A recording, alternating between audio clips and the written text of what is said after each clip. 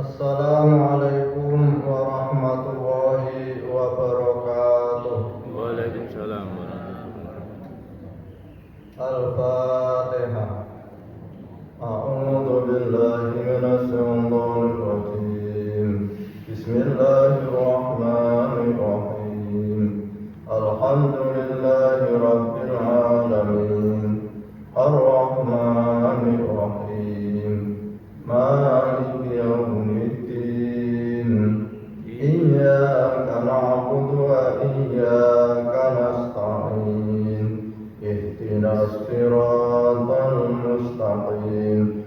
Siratal ladzina an'amta 'alaihim ghairil maghdubi 'alaihim waladdallin. Amin. Bismillahirrahmanirrahim. Subatus salisatu wassab'una. Tegese cabang iman kang kaping 73 iku mengu nalikane krungu caturan lelahan. Krana kelakuane wong mukmin iku arep caturan ingkang bagus.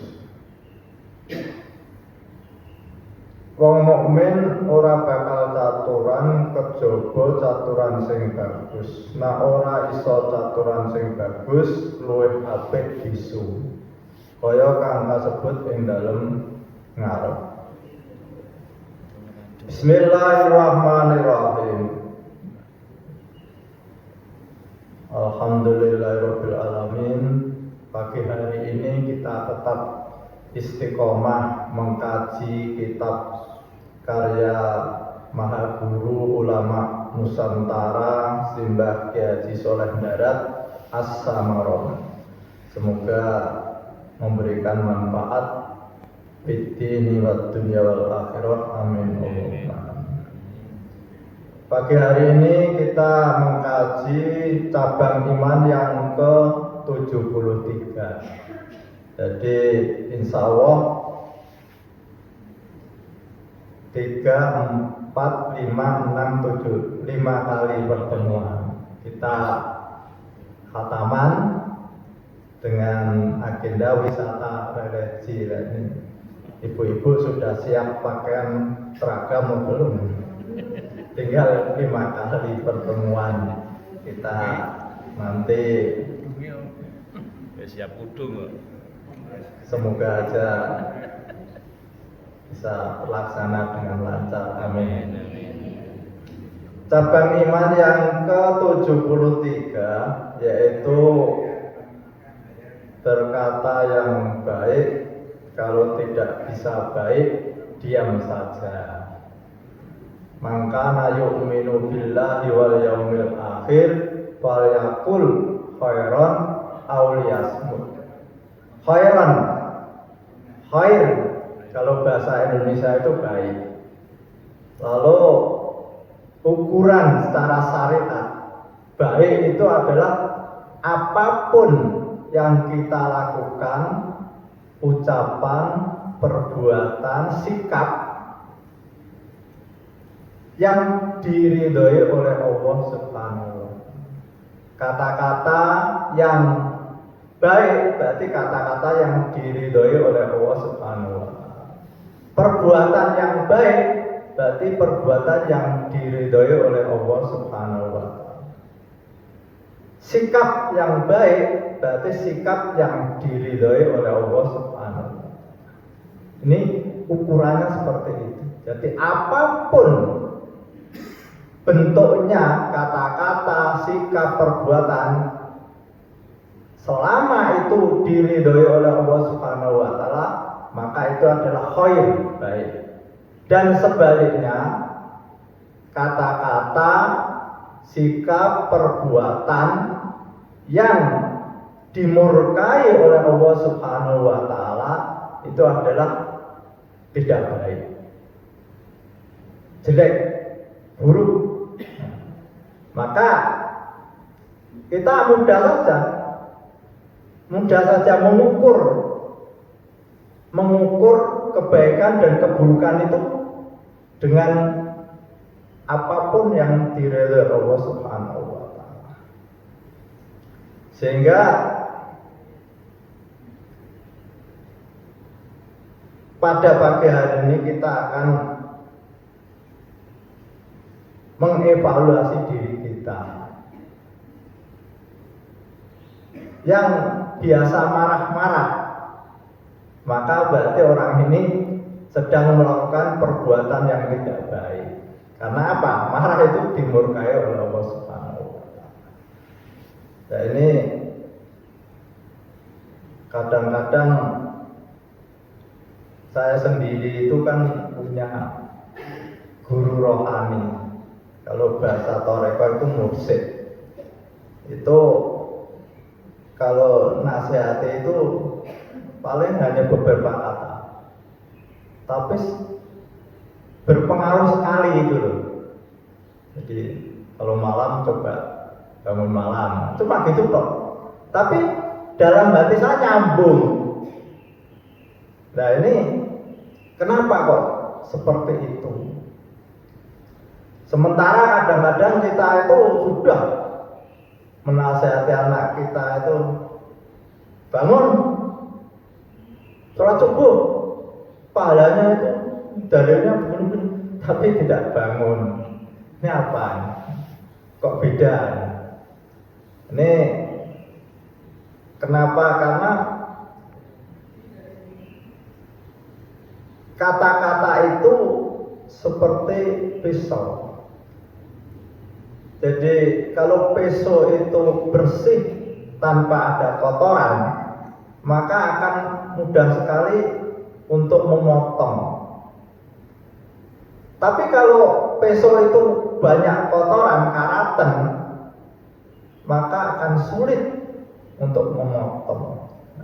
Ini orang-orang yang hatinya bersih itu kata-katanya sedikit tapi pengaruhnya luar biasa.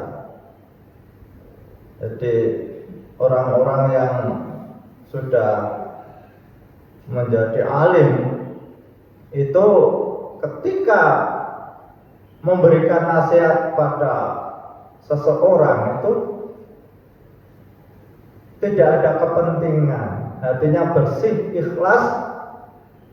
Apa yang diucapkan itu memberikan manfaat dan mengharap ridha Allah Subhanahu wa taala.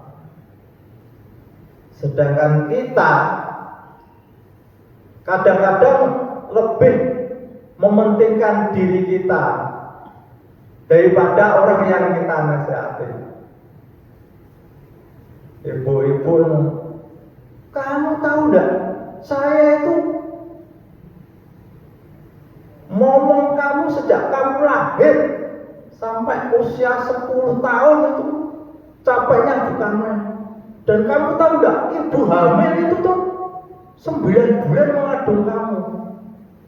Nggak mana tahu anak 10 tahun disuruh membayangkan hamil. Nah ini kenapa? Karena lebih mementingkan diri sendiri, ingin dihargai, ingin diketahui jasanya, sehingga bagi anak sudah tahu kalau ibu itu hamil, mana ada bapak itu hamil. Sehingga maka agar kata-kata yang kita ucapkan itu memberikan manfaat, tentunya kita harus bersihkan hati kita itu dari kotoran-kotoran yang menjadikan kita itu tidak diridhoi oleh Allah Subhanahu wa taala. Ingin diakui jasanya, ingin diketahui kehebatannya, ingin diketahui orang ini hebat kan? Sehingga kadang-kadang ada orang itu disuruh mimpin doa itu panjang sekali sampai yang amin itu gini orang bang gini naik lagi. Ini apa ini? Ternyata di dalam hatinya bukan permohonan pada Allah Subhanahu wa Ta'ala, tapi dia ingin diketahui orang bahwa dia itu hafal doa yang begitu banyak dibaca semua.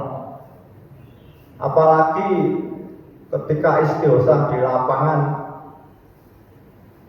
dibaca dengan suara yang merendah dan sampai orang itu menjadi menangis. Lalu setelah selesai tanya panitia, yang nangis ada berapa? Ada yang pingsan enggak? Wah, ini udah beda. Ini kenapa? Karena dia itu berdoa dalam rangka ingin diketahui dirinya itu orang yang hafal doa banyak, orang yang hebat, orang yang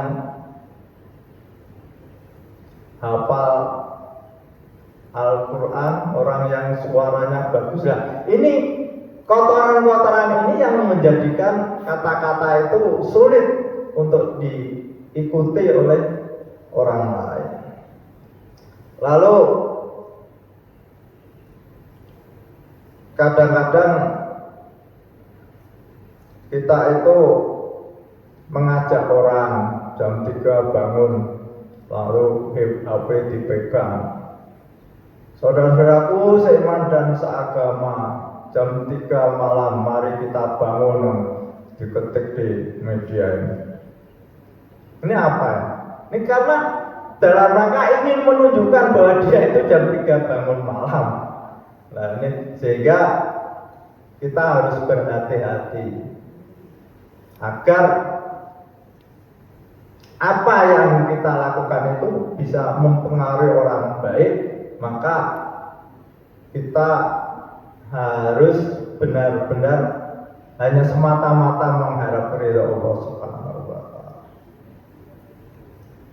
Kata-kata yang baik adalah kata-kata yang diridhoi oleh Allah Subhanahu wa Ta'ala. Maka ketika kita berkata-kata itu jangan menyakitkan orang. Kadang-kadang kita tidak sadar ada orang yang besar, gemuk, kita tanya, ini berapa kintal ini bobotnya? Nah, itu orang yang itu kan juga sakit. Atau kakinya besar, ukuran sepatunya berapa? Ini kita usahakan kita hindari kata-kata seperti itu. Lalu ketika kita merintahkan pada seseorang, katakanlah istri kita, maka kata-kata yang kita keluarkan itu harus ada nilai kehormatan, menghormati. Ibu-ibu misalnya ada suami, tolong buatkan kopi, cepat, lemot banget. Ini kira-kira menyakitkan enggak, Bu? Nah, beda dengan Bu, Bapak kok kepingin kopi, tolong ya dibuatkan. Rasanya kopinya ibu itu beda dengan warung di sana. Di sana itu pahit, tapi punya ibu enggak pahit kok. Tapi di sana lagi kopinya manis, tapi kopinya ibu tidak manis. Sehingga saya sulit mengatakan kalau pahit tidak pahit, kalau manis tidak manis, lalu apa? Nah ini, jadi kita harus berusaha agar apa yang kita katakan itu selalu kembali pada yang diridhoi oleh Allah Subhanahu wa Ta'ala. Marah jelas itu tidak diridhoi, menghina juga tidak diridhoi. Lalu kasar, kata-kata kasar itu juga tidak diridhoi oleh Allah Subhanahu wa Ta'ala. Maka kita berupaya agar kata-kata yang kita keluarkan itu selalu kembali kepada apa yang diridhoi Allah Subhanahu wa Ta'ala. Ini kita kadang-kadang perlu mencoba sehari itu kita tidak berbicara, seolah-olah kita itu bisu. Maka lalu ada orang mengatakan, kamu besok tidak jadi bisu kalau kamu bisa menghindari satu, kamu tidak menggunakan mulut kamu itu untuk marah. Dua, kamu tidak menggunakan mulut kamu untuk menghina orang. Tiga, kamu tidak menggunakan mulut kamu tidak menyakiti orang. Empat, kamu tidak ngomel terus. Wah, ini kamu harus menggunakan mulutmu dengan kata-kata yang baik, kata-kata yang lemah lembut.